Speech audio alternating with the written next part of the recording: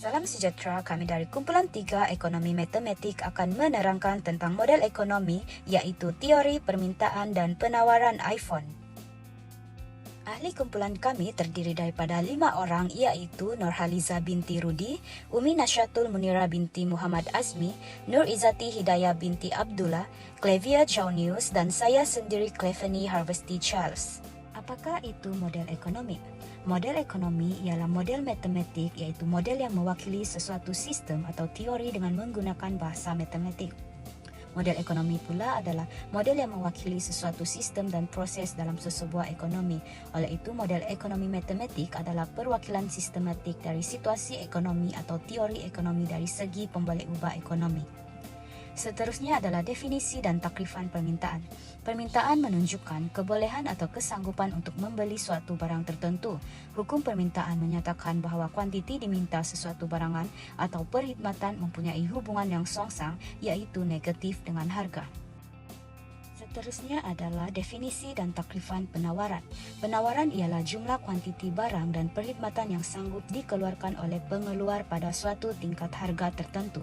Penawaran pasaran adalah jumlah kuantiti barangan dan perkhidmatan yang ditawarkan semua pengeluar dalam pelbagai tingkat harga dalam jangka masa tertentu.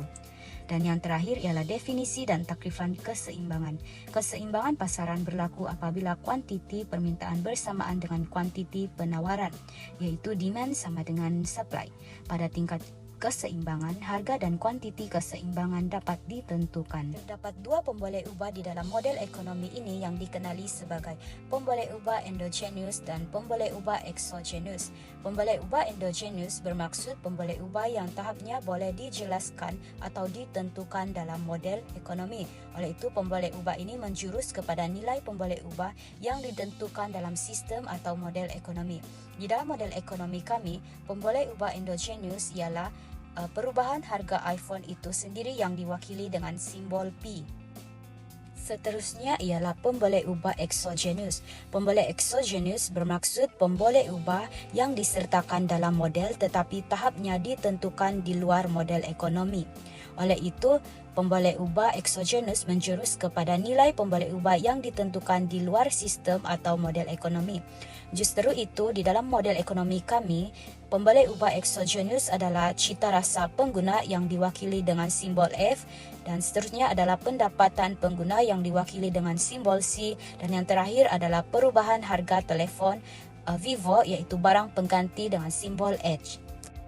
Baiklah, seterusnya saya akan terangkan andaian pendekatan bukan matematik.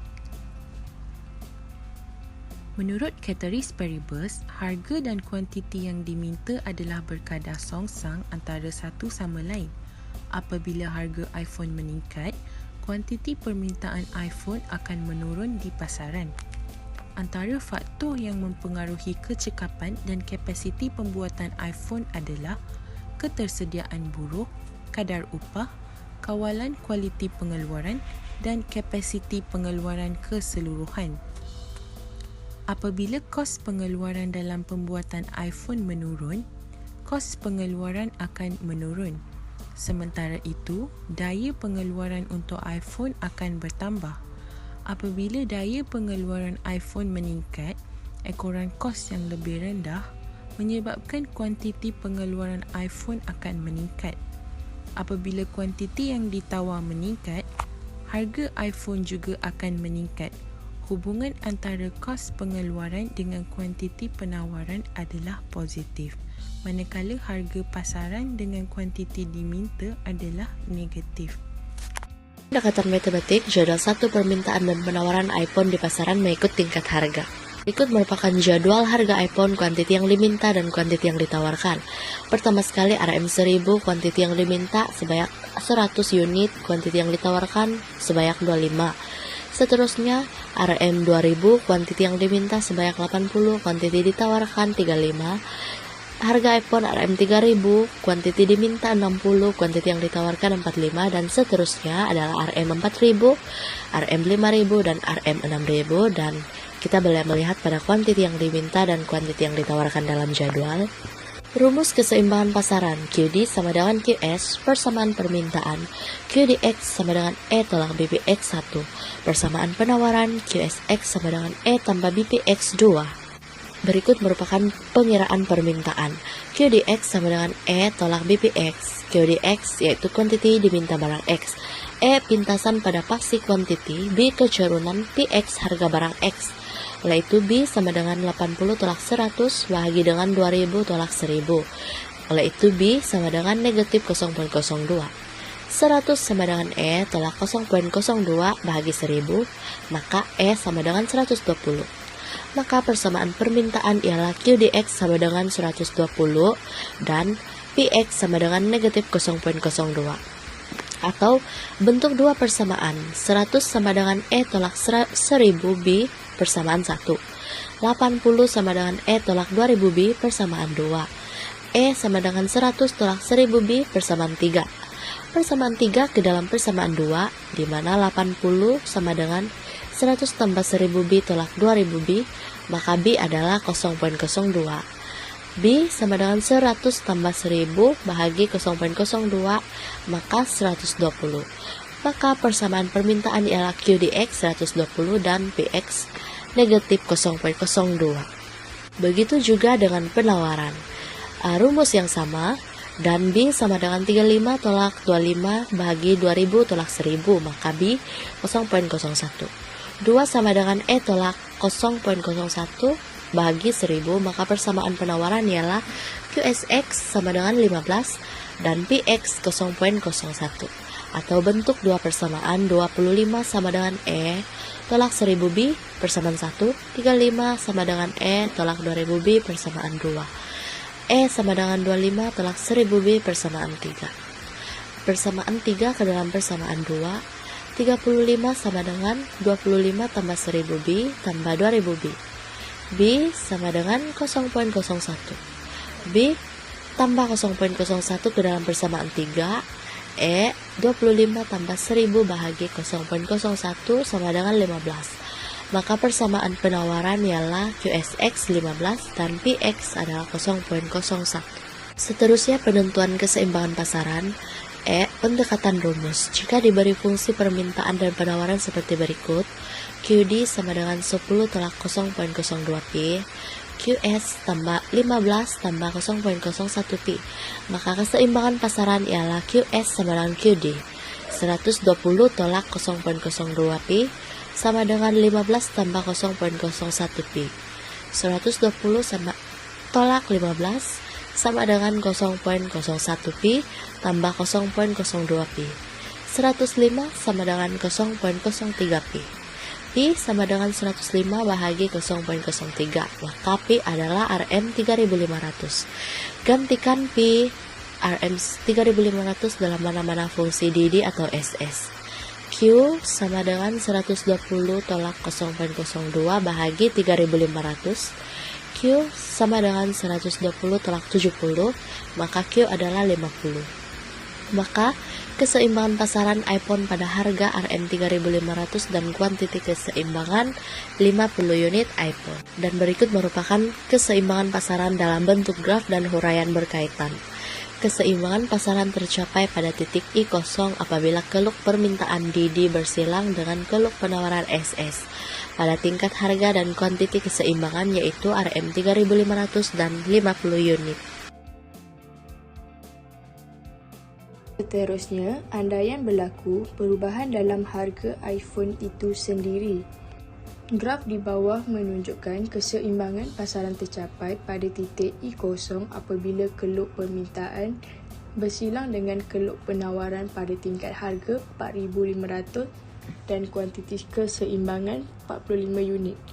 Pada tingkat harga 3,500, kuantiti yang ditawar ialah sebanyak 50 unit, manakala kuantiti yang diminta ialah 55 unit. Dengan ini berlaku lebihan permintaan dalam pasaran iPhone. Lebihan permintaan akan menyebabkan harga cenderung untuk naik. Kenaikan harga menyebabkan kuantiti diminta berkurang, manakala kuantiti ditawar meningkat. Proses ini berterusan sehingga mencapai keseimbangan pada titik I. Pada tingkat harga RM5,800, kuantiti diminta ialah 35 unit manakala kuantiti ditawar sebanyak 40 unit. Oleh itu, berlaku lebihan penawaran menyebabkan harga cenderung menurun. Penurunan harga menyebabkan kuantiti diminta meningkat manakala kuantiti ditawar berkurang. Proses ini berterusan sehingga mencapai keseimbangan pada titik E. Bagaimana pula andaian berlaku perubahan dalam pendapatan pengguna? Yang pertama, apabila pendapatan pengguna meningkat. Berdasarkan gambar rajah, keseimbangan asal telefon iPhone pada titik keseimbangan E0 ketika keluk permintaan D0 bersilang dengan keluk penawaran S0. Harga keseimbangan asal telefon iPhone ialah RM4,500 manakala kuantiti keseimbangan asal sebanyak 45 unit bagi telefon jenama iPhone. Apabila pendapatan pengguna meningkat, kuasa beli juga meningkat dan menyebabkan permintaan meningkat terhadap telefon iPhone. Harga telefon iPhone akan meningkat dari RM4,500 kepada RM5,800 dan kuantiti meningkat dari 45 unit kepada 55 unit. Kesannya, keluk permintaan akan bergerak ke kanan. Bagi keseimbangan pasaran baru telefon iPhone pada titik keseimbangan E1, keluk permintaan D1 bersilang dengan keluk penawaran S0. Harga keseimbangan baru telefon iPhone adalah RM5,800 manakala kuantiti keseimbangan baru sebanyak 55 unit. Yang kedua, apabila pendapatan pengguna menurun. Berdasarkan gambar rajah, keseimbangan asal jenama iPhone ditunjukkan pada titik keseimbangan E0, keluk permintaan D0 bersilang dengan keluk penawaran S0. Harga keseimbangan asal telefon iPhone adalah RM4,500 dan kuantiti keseimbangan sebanyak 45 unit. Apabila pendapatan pengguna menurun, kuasa beli juga menurun menyebabkan permintaan pengguna menurun secara tidak langsung. Harga telefon iPhone akan menurun dari RM4,500 kepada RM3,500 dan kuantiti diminta juga menurun dari 45 unit kepada 35 unit. Kesannya, keluk permintaan akan bergerak ke kiri. Keseimbangan pasaran baru telefon iPhone berada pada titik keseimbangan E1, keluk permintaan D1 bersilang dengan keluk penawaran S0. Harga keseimbangan baru telefon iPhone adalah RM3,500 manakala kuantiti keseimbangan baru sebanyak 35 unit.